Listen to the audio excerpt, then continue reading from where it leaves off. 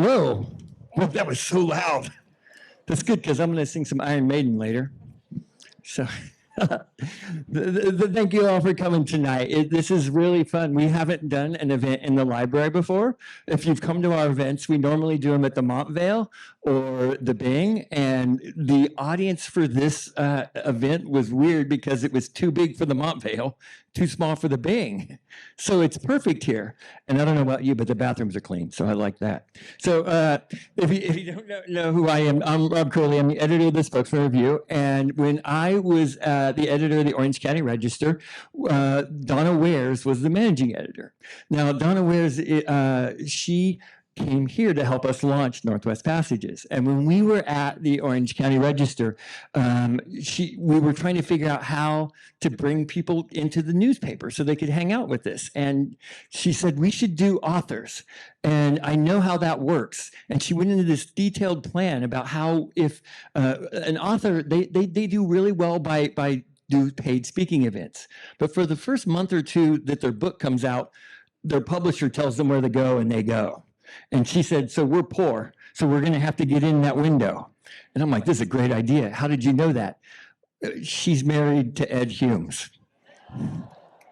So now y'all thought it was cool when we came out of the gate strong with an Ed Humes 5 years ago. Now you know why. She knew him. So we're here to talk about The Forever Witness. Have you had a chance to read it yet? Is it a fast read or what? I mean, and I read slow. I'm at the fourth grade level. So today we're going to have Ed up here. His publicist keeps saying I have to call him Edward, but that isn't how Donna introduced him to me. So I normally love to tell you what we've done, but you know what? Tonight I just want us to have fun, and if you want to know what we've done, come see me. It's a lot. Some of it good, some of it not as good, but a lot. So Ed's going to be in discussion with Jacob Rooksby, who is the dean at Gonzaga Law. And if you remember, we initially announced that it was going to be Eli Saslow from the Washington Post. Well, if you haven't read, in between the time we were going to have the event and now, Eli is now the senior reporter at the New York Times, and he told me his new bosses wouldn't give him any time off, which is why I read the Post and not the New York Times. So sorry about that. So I got a little video to introduce our speaker, and I'll come see you all a little later. Come see me too, okay?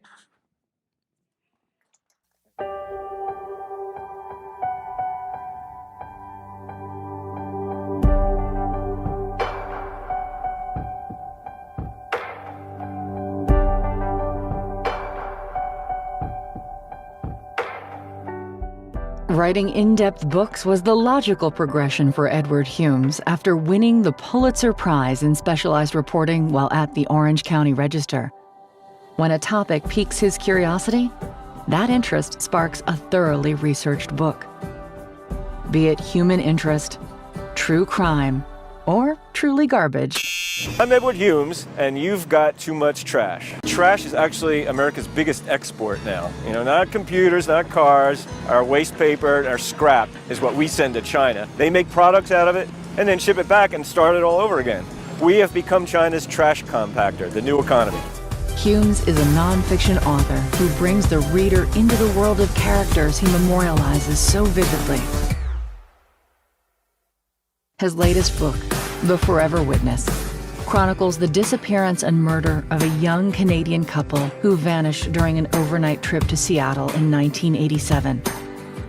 More than 30 years later, an arrest was made and murder charges filed at last through a combination of the emergence of a revolutionary new crime-fighting science, genetic genealogy, and a detective that wouldn't quit. Yesterday, we took into custody a 55-year-old SeaTac man who is suspected of the 1987 murders of Jacob and Tanya Van Eilenberg. Joining Humes on stage tonight is one of Spokane's premier legal minds, Dean of Gonzaga University's School of Law, Dr. Jacob Rooksby. Please welcome them both at this special Northwest Passages stage at the Inwiwitek Hall at the Central Library.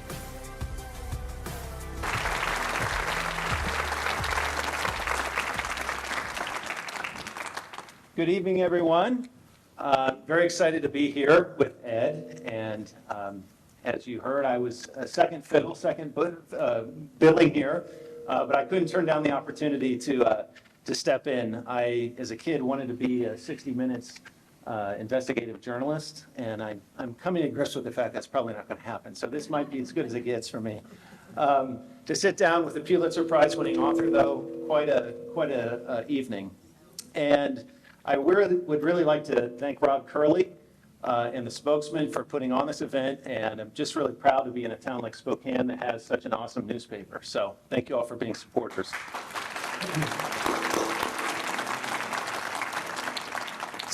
So at the center of this book is two people at the center, Tanya Van Cuylenburg and Jay Cook, 18 years and 20 years old.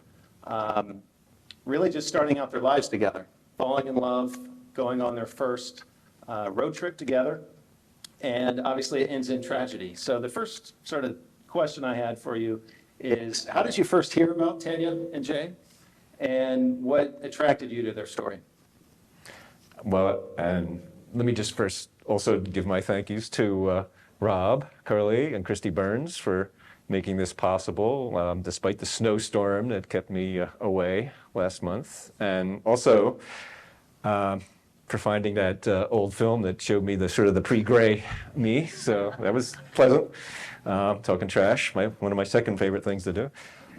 But this story really grabbed me. We were living in Seattle at the time when the story broke, so it was huge news that this 31-year-old case that seemed unsolvable, this most enduring murder mystery for that part of the country, suddenly had answers. And the thing that spoke to me first about this story was the way that answer was found, this process of genetic genealogy that was still kind of mysterious to most people, but we had first heard about it just weeks before with the solving of the Golden State Killer case. I'm sure you all have read about it, but the serial murderer and assailant and burglar who had eluded justice for decades. But what was interesting, it was portrayed as this like trip to the moon level effort. It took months and a team of people and $10 million to solve this case. And it seemed that as miraculous as this process of genetic genealogy was, that it wasn't going to be something that could be easily replicated. And then just weeks later, this case is solved, and it turned out by a person who worked for 2 hours on their couch by herself and found this answer that had eluded generations of detectives. So that's the first thing that grabbed me. But then I got to know the people who lived this story, and suddenly there was the humanity in the face of inhumanity that turned it in from an interesting magazine article or something into a book I really wanted to work on. So that was the genesis. So speaking of humanity, the story definitely has a hero. Won't spoil the ending, but I think the hero of the story is Jim Scharf, the detective shown in the film there a little bit. Obviously, you spent a lot of time with him in researching this book. It was noted in the end material, your discussions with him, and he is really the reason these crimes were solved, it seems. Like he was a critical link in that. Can you tell us what you learned from your time with him? Because he seems like a pretty incredible person. He is, and he's a very unusual, he's a unique detective, a unique man. He really was the force that didn't quit, and he's over 40 years a cop, but not set in his ways by any means. He always wanted to try something new, and that's what led him to seek out a genealogist who could do this work that he had read about and thought, maybe this is the way we can finally find an answer for these families. And this was something he had started long before the Golden State Killer case had broken. So I guess there's two unique things about him. I mean, you'll meet, if you read the book, you'll learn a lot about him and his rescue horses and his love of pugs and his wonderful wife. But two things. One is expert marksman, won all kinds of shooting contests for police officers. And in 40 years and hundreds of arrests of violent criminals, from patrol deputy to detective, he never once used his firearm out in the field. He said, I never had to. And I think that is a remarkable record and a remarkable example. And the other thing is he's a detective who uses empathy for people. Certainly empathy for the victims and the people who lost Jay and Tanya, but also empathy for the people he's interrogating. And he achieves an understanding for them. It's not like he, defends what they did, but he uses that empathy to help solve the crime. He literally hugged the confession out of a suspect one time after they took a break, and he said, "You need a hug." And the defendant says, "Yes, I do." And by the time that hug was over, he admitted to a double murder. So that's Jim Sharp. So the book has a lot of human interest related to the key people, but it's also a book about science and really cutting edge science. So genetic genealogy is this emerging field that you write about in the book. You say genetic genealogy was the source that never lied, never faded from time, never forgot. It was the forever witness. In Sunday's Spokesman-Review, you call it the Google of crime, which also would have been a good book title too. I'm wondering if you can explain for us the technology and how the police are using it. Yeah, and well, it is, one of the cool things is it's part This one's muted right now. So. cutting edge science, DNA analysis, but it's also part something very old, it's family tree building, genealogy, something that's fascinated people for generations. And when you combine the two, you start to work this magic. But first I want to tell you, instead of how it works, kind of why it's different. So every type of forensic technology practice that we have relies upon, or rather is all about confirming something, confirming an identity, confirming that accelerants are property present in an arson. It's all about finding something and matching it to something you already know. So when you find a fingerprint, for instance, that fingerprint doesn't tell you anything about the nature and quality of a person, right? You can't tell their color of eyes or what kind of personality they are, what they look like. It's just a unique identifier. And for it to mean anything, you have to have something to compare it to, right?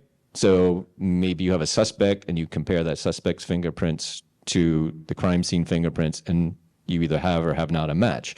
Or maybe you have fingerprint cards in a filing cabinet and you can take them out and compare them. So fingerprints in that way is a tool of confirmation.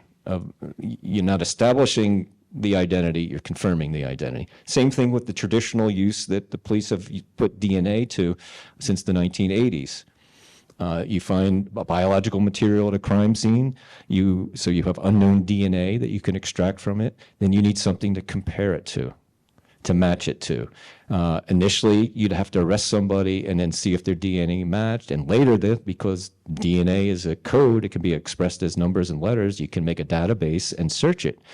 But to get somebody in there, you have to know who he is. You have to have arrested him or convicted him for something, and then you have something to compare it to. This is the first time, genetic genealogy, where you don't need to know or have encountered a suspect. They don't need to be in the system to be found. And that's the magic. That's why it does something that has never been done before in forensic investigation.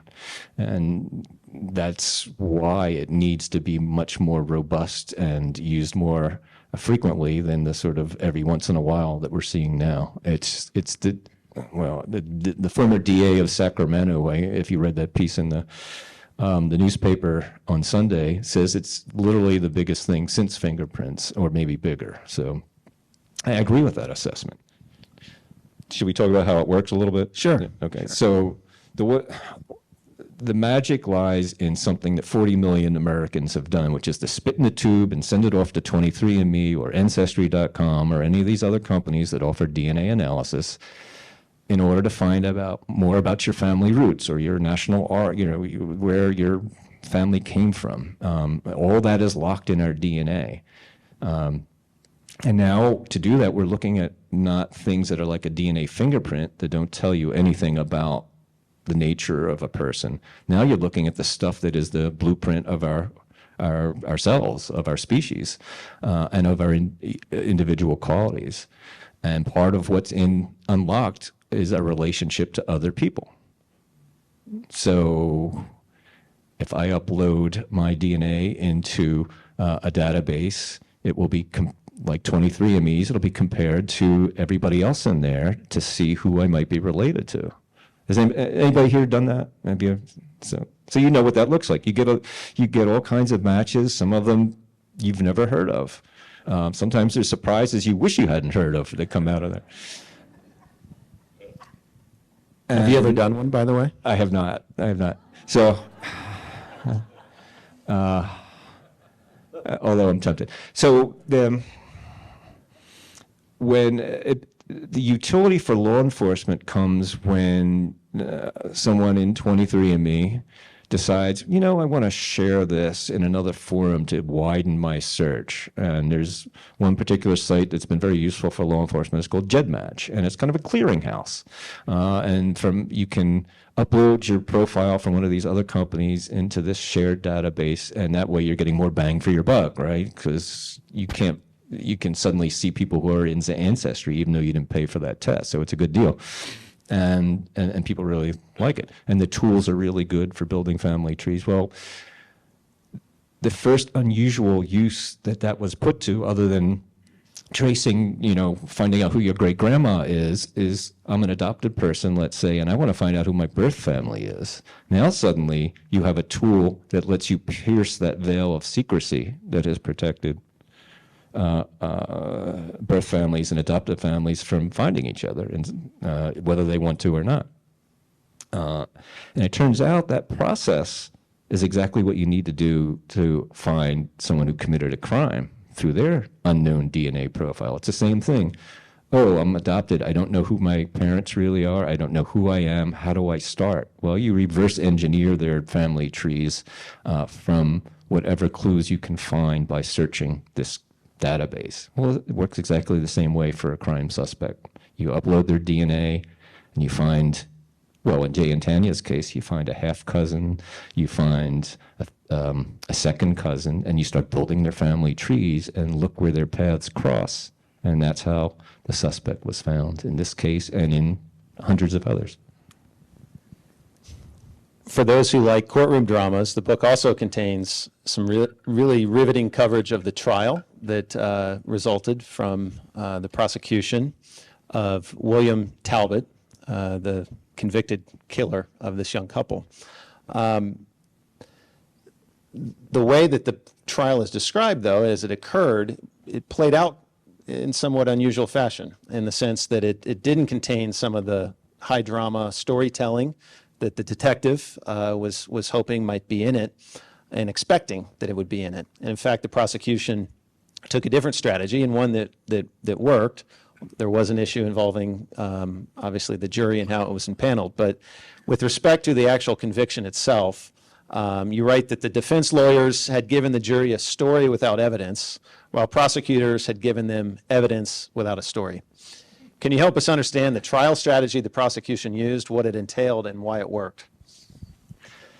Well, so first of all, the great thing about sitting through a trial is you get a lot of interesting information, but it really is like watching paint dry. I mean, and, what you know from television about what a trial is like does not bear any resemblance to reality, because establishing chain of custody and following the rules of evidence, it's painstaking and necessary to meet the legal requirements of proving a case, but boy, is it hard to sit through. So I do that for you. Never mind. So none of that's in the book. Yay. You just get the good parts. It's interesting, though, to talk about how the strategies that are used to try and present evidence and to spin evidence. And I don't want to, actually, that's one of the things that is a little different about this story. Like the jurors shared with me, and you sort of see things through their point of view, which is a little different and exciting for me to write. But I don't think it's giving away too much to say that there was no eyewitnesses in this case. It was a 31-year-old crime. It was being reconstructed from physical evidence found at the crime scenes, which were 60 miles apart. Jay was found in Snohomish County, and Tanya was found in Skagit County, and their possessions were found in a third location, and their van was found in a fourth location, and the evidence was all spread out. And trying to make sense of what happened, the time they were missing was a week. So the defense was, well, anything can happen in a week. How do we know this? How do we know that? And they sort of presented a scenario. They didn't really have any evidence or testimony to sort it, but they sort of came up with their idea for explaining the story. And what was cool about the prosecutor's decision is, and he had to sort of argue with his detective about this to say, we're not going to tell them a story, because then the jurors are just going to get back there and try and disprove everybody's story. Let them spin their own story. Let's just give them the facts and just stick with what we can absolutely prove, and that will let them tell the story, and they'll find the truth on their own. And I thought that was an amazing and brave thing to do. And I'm not going to tell you if it worked or not. So recently we've had tragic killings at the University of Idaho, close to us here in Spokane. In your Spokesman-Review op-ed over the weekend, you mentioned that the use of genetic genealogy in the Idaho 4 investigation is, quote, more rarity than revolution. You note that there were 600,000 unsolved violent crimes last year, and yet genetic genealogy was used to solve only approximately 200 crimes. Why is that? And what is prohibiting the more widespread adoption of genetic genealogy for law enforcement? I think there's a couple reasons, but look, I want to be clear that it's been incredibly invaluable in the cases where it's been used, like the Idaho murders. And that's not a cold case, obviously, it just happened. So it's a tool that really works well for certain cases that are happening or just happened. It's not just for these old, moldy cases that everybody else has given up on. But you have to think about how it emerged. The other forensics technology that we depend on, including the traditional police DNA that's been around since the 80s, was embraced early on and co-developed by law enforcement. And they embraced it early on. It was something they understood, something the crime labs are equipped to do. And they're heavily invested in this DNA fingerprint technology that you have to be able to match to a known offender or a known suspect. And they scoffed at the idea that these, $69 DNA tests you can buy on Amazon, and these people who initially learned how to do genetic genealogy as a hobby could do something they couldn't do. I mean, they basically, when it was suggested back in 2014 that this might be something they could consider, they said, "Why would we do that? We already have this amazing multi-billion-dollar system." And when that was proved to have been a misjudgment, to say the least, and with the Golden State Killer, and in the Jay and Tanya's case, they weren't ready to deal with that reality. To sort of, it's been an oddly passive process. The federal, the Justice Department, the state Justice Departments, and police haven't really quickly sort of say, "Hey, we need this capacity." So none of the crime labs, public crime labs, can do the necessary DNA analysis to do genetic genealogy. There's only a handful of private labs around the country that can do this with crime scene DNA. So that's a bottleneck, and a lack of funding, just a lack of training for police agencies to dig into the genetic genealogy and use it on a regular basis. So it's, as the dean said, there's somewhere around 200 cases a year now being solved using this process. Every year, there's 90,000 unsolved crimes being entered into the FBI's DNA fingerprint system, and about 60,000 of those meet the guidelines for doing a genetic genealogy investigation. So 60,000 are needed, 200 are getting done. That's a lot of violent crimes, a lot of sexual assaults, a lot of murders, and a lot of other violent crimes that we can't say for certain they'd all be solved in this way, but there's a means of investigating that we know is effective that simply isn't being done because the people who control the purse strings that could make it happen haven't been interested. So maybe that needs to change. With respect to those approximately 200 cases a year, you write in the book that it's mostly solving cases involving white victims, and the people who perpetrated the crimes are white. You write that when it comes to genetic genealogy, black communities are being underpoliced rather than overpoliced. And I was wondering if you had thoughts on why that is and what are the implications for the criminal justice system. Well, there's a couple of things going on there that have created a lack of equity in the use of this technology. One is that these databases tend to be heavily weighted with people of Western European descent, so primarily, white people, and primarily white people with disposable income for buying these tests and doing it. So the databases are sort of self-selecting to create this disparity in terms of the potential suspects who can be investigated. So, and then when you only have a relative handful of high-profile cases being investigated with this technology, it certainly leaves a lot of crimes that get less priority in any kind of a law enforcement underrepresented in this world, the emerging world of genetic genealogy. So I'd say that's the data, to use the cliche, these databases don't look like America. I have some good news to report on that. There's a nonprofit called DNA.Justice.org that has been formed and is going to formally launch within the next couple of weeks, that is starting an alternative database for genetic genealogy. It's being run by very respected people in the genetic genealogy space, including the head of a project called the DNA.The project, which is a nonprofit that helps identify the unknown dead using this new method of genetic genealogy. And this new database will solicit donors to upload their profiles from these other genealogy companies like 23andMe and so on, for the sole purpose not to learn about their families, but to assist law enforcement to investigate these kinds of cases. And basically it's going to be a call to upload your DNA and do this. They're guaranteeing very strong privacy protections for donors, and to also not monetize them, not raise prices. It's going to be free for the law enforcement to use, as opposed to the ever-increasing expense the existing private DNA databases are imposing.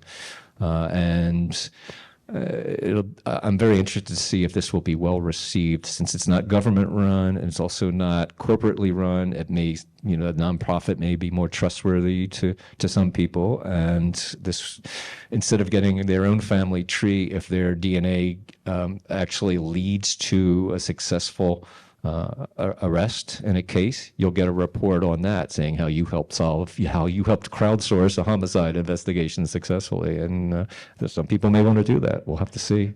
But it's one way of expanding the reach of this new technology, this new process, and also expand the diversity of the database, because it'll be free to donate as well as free to use. You mentioned the two states, Maryland and Montana, not two that typically are thought to have a lot in common with respect to, anything. They have laws concerning the use of genetic genealogy in criminal investigations, and these are new laws. Can you describe for us in broad terms how these laws work, Maryland's law, I know, is more sophisticated and has more features, but do you think these are good developments? And should other states follow Maryland and Montana's lead? Well, this is, it's really, they call it the Wild West, the people who are involved in genetic genealogy, because there's basically no rules, no regulation, no transparency, no oversight. And that's not the best situation for an important law enforcement asset. We don't know exactly how many cases are using this technology, how they're selected, what the outcomes are. It's not reported, with the FBI's uniform crime reporting system, like other things that law enforcement does. So it's a big black hole. And it's really shocking after 5 years that only 2 states have any kind of oversight. Maryland has a somewhat comprehensive law. Since the book's come out, I've learned that they actually have no funds to make any of the things in the law happen, so that's not a good thing. And they also left a few things out that need to be corrected for it to be effective. But it does put reporting requirements in there. It requires by 2024 that everybody doing these law enforcement investigations get professional certification as genetic genealogist. As yet, there's no way to do that, so that's also evolving. And there's also a nonprofit forming that is trying to create a kind of a bar exam-like process for genetic genealogists to become certified. So that's a promising initiative. Things like that need to continue to ramp up. Other states are just asleep at the wheel. It's really kind of shocking that there hasn't been legislation to try and codify this and provide some oversight. The Montana law simply requires a judge to approve, not issue a warrant or anything, but sort of have a judge supervise the police doing these kinds of searches. There's privacy problems that people are concerned about, searches being done without the informed consent of users, even though polls suggest many people who have their DNA on file would approve of this use. They need to be asked and give consent first, and that's not always happening. So a proper legal framework would eliminate that problem as well. So there's a long way to go. You mentioned how detractors of the use of genetic genealogy in criminal investigations would say there's really unfair surprise here, outrage even, that something that we give a piece of ourselves literally to a company. We're networked then as part of a larger family tree. That was our intended purpose. And all of a sudden, police have access to it, whether that was permitted in the terms of service or not. May be complicated, the terms of service may change, but there's this notion of unfair surprise. And I think you push back on that in the book, and you say, our outrage really shouldn't be directed toward the occasional use of genetic databases by law enforcement to solve crimes, but rather our outrage should be directed at the public's rampant, unregulated, and often unknowing use of these private company services that are monetizing our DNA. And in fact, we're paying them to do that. Yet it doesn't seem that really has taken root in the public dialogue or the conversation. Do you think that should concern us? And do you think that there is going to be a shift in how the public views this activity?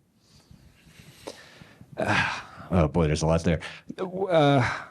I think it's shouldn't be the sort of spur of the moment, inconsequential. Gee, it'll be fun to put my DNA in a tube and send it off decision that it has. I mean, we're treating this like a stocking stuffer, for Christmas. You're giving out your DNA, folks. I mean, it's not like your credit card where if it gets stolen, you can replace it. I mean, your genetic code, that's it. You don't get another one. And to just casually put it out there should be really carefully considered. And I'm not saying that people who've done it didn't make that consideration. I don't think everybody really understands the implications of that. On the other hand, it is true, I think some of the concerns about what the police are doing is overblown, because it sounds like, oh no, the police are combing through our most sensitive genetic information, everything it is that we are is, being looked at. That's not actually true. When you search one of these databases like GEDmatch or Family Tree DNA is the other one that the police are allowed to use, what they get back is a list of names and percentages next to those names that indicate how close or how distantly those people are related to the crime suspect DNA. And it's expressed in this term, don't ask me to explain it, called centimorgans.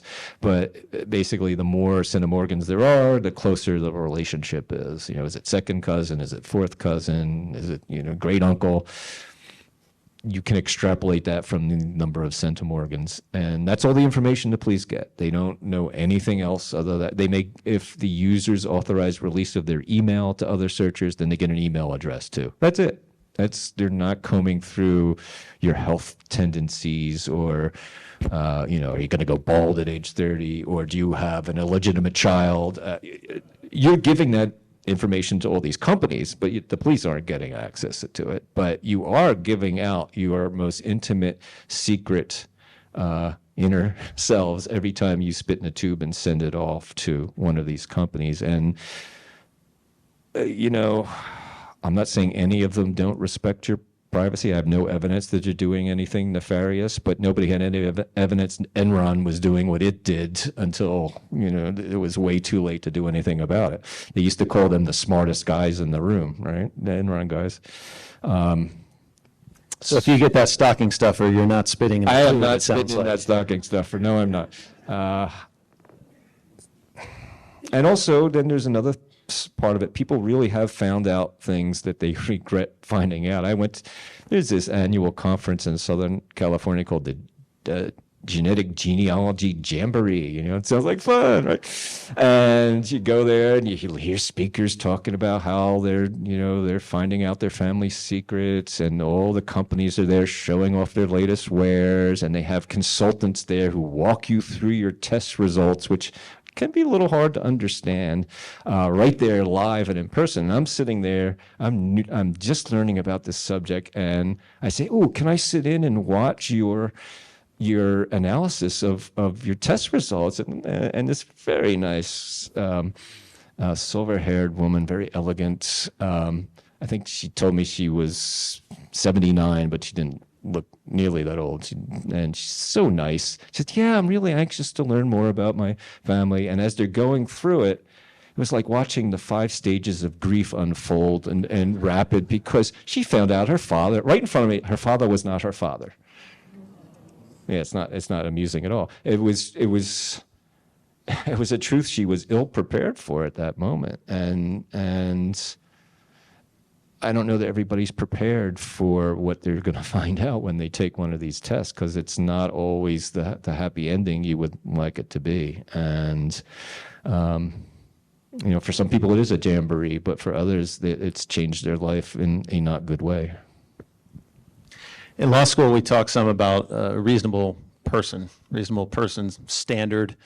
There is no such a person, really, in real life. We all do things that are not reasonable. We risk things. We speed, when we know there's enhanced risks by doing that. But that's in the context of negligence and the sort of civil lawsuits. But when we're talking about criminal law, that thinking also kind of breaks down quite easily. What's a reasonable criminal do? Well, no one reasonable kills someone, right? If you're sitting there calculating the cost-benefit analysis of whether you should kill your neighbor, you should not kill your neighbor.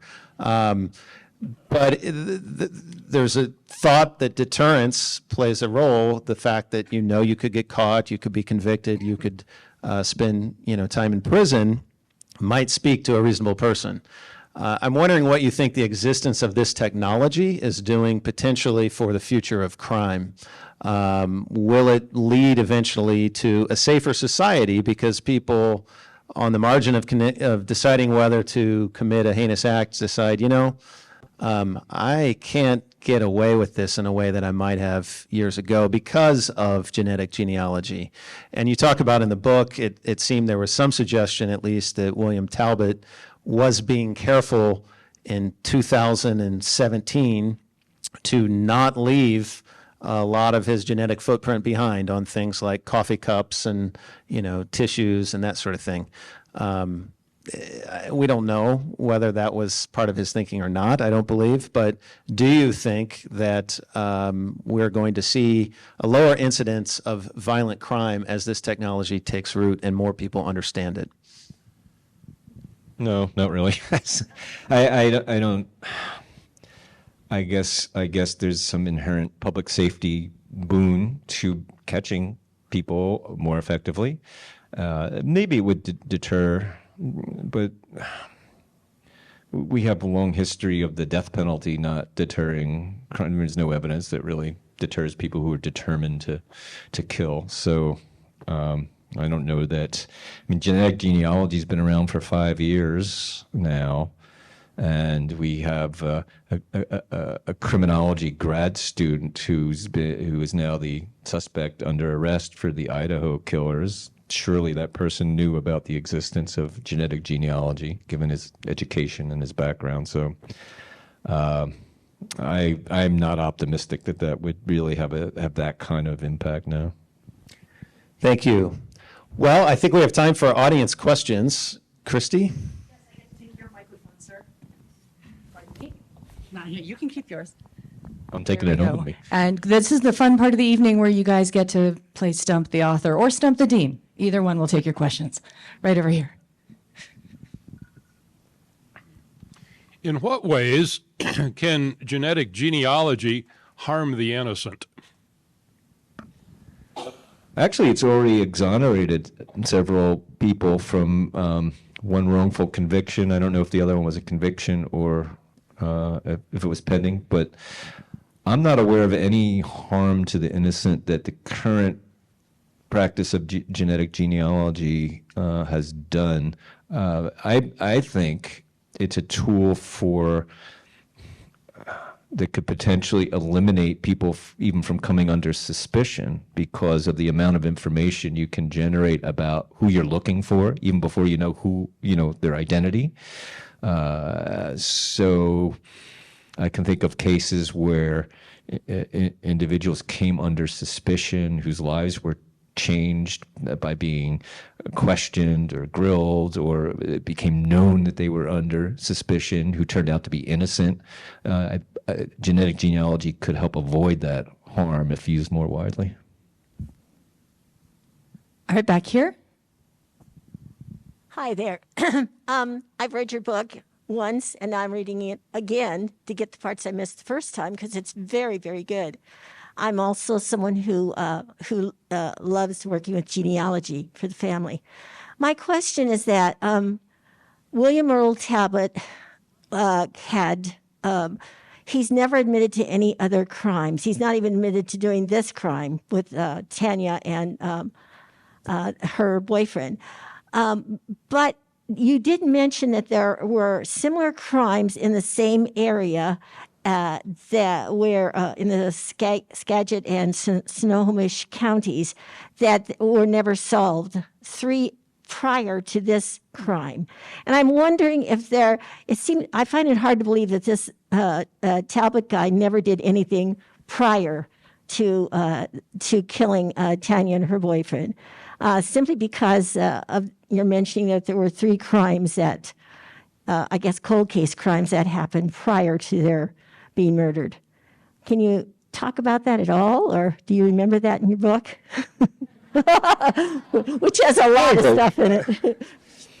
Well, that's a really good question, and let me answer it this way. One of the things that the investigators, and over multiple generations looked at in this case, as they do in other similar ones, was for patterns. For surely the thinking goes, someone who committed this level of violence, who seemed to plan the crime, who had a murder kit to help carry it out, that's not something you just wake up one day and do, and then that's it.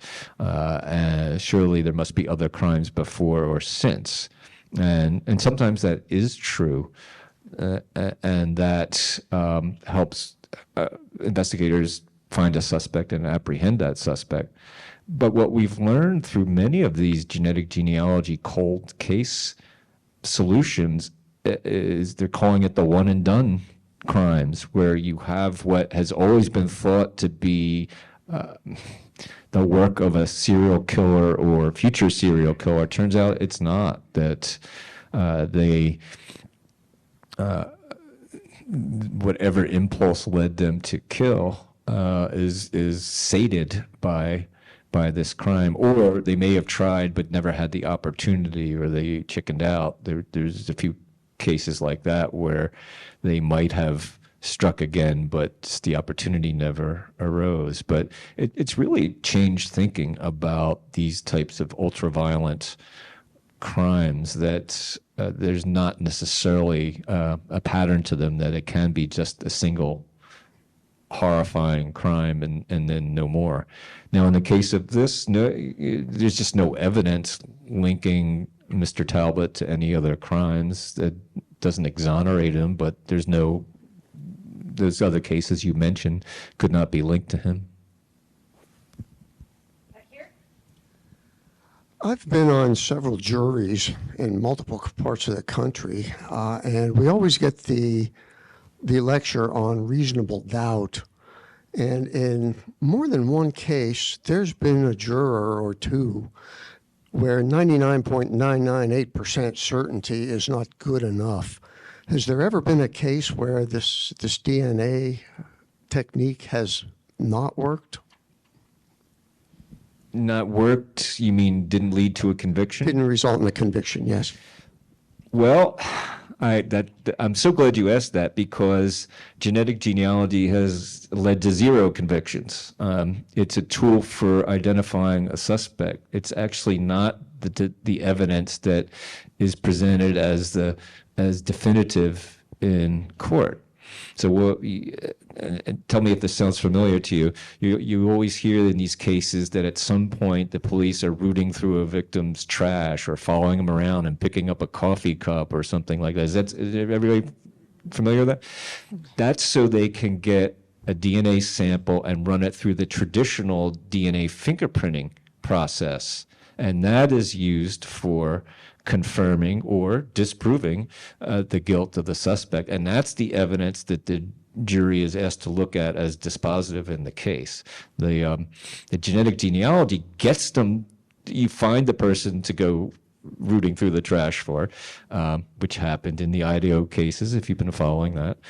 And so there's a difference there. It's almost as if the genetic genealogy is a tip rather than the final result. But the fact is, it has to be that, because remember, the offender's DNA isn't in that database. All right? It's all their relatives, and you're extrapolating who it is from those relatives. It's highly accurate, but it's not beyond a reasonable doubt, and that's why you need that other DNA, and that's what juries actually are resting their decision, at least in part, on, as along with all the other evidence in the case.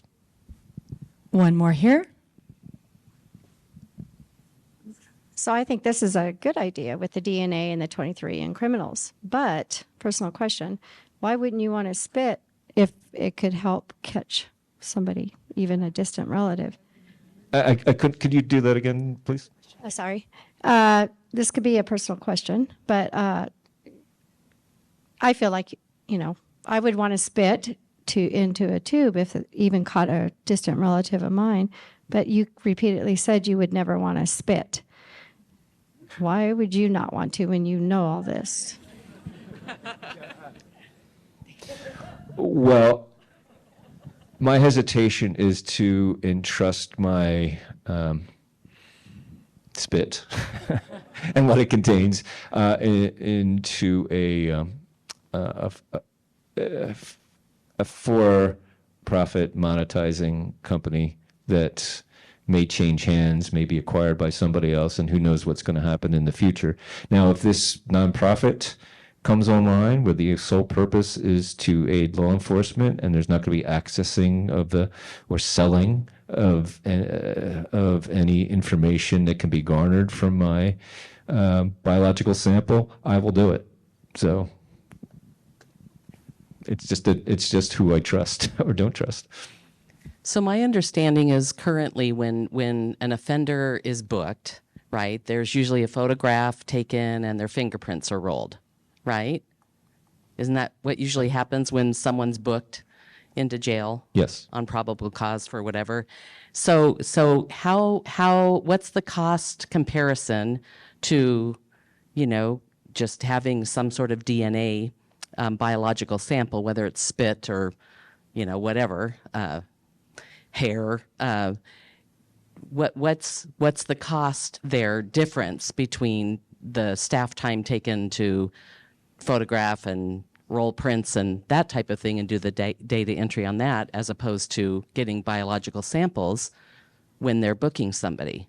Well, they are doing that. So virtually, I believe every state in the country either takes the DNA of everyone convicted of a major felony, or many states do it just when you're arrested, which is controversial because those people might ultimately be exonerated, but their DNA is still in the system. So that's the DNA fingerprinting system. That's done. That's common practice, has been for years. There's no point in taking genealogical DNA from those people. The value of genetic genealogy is finding people whose DNA has never been taken by the police. So it's because they're not in any system. That's the distinction. We don't need to get genealogy useful DNA from known offenders. We're already getting their DNA fingerprints. What if they've never been arrested,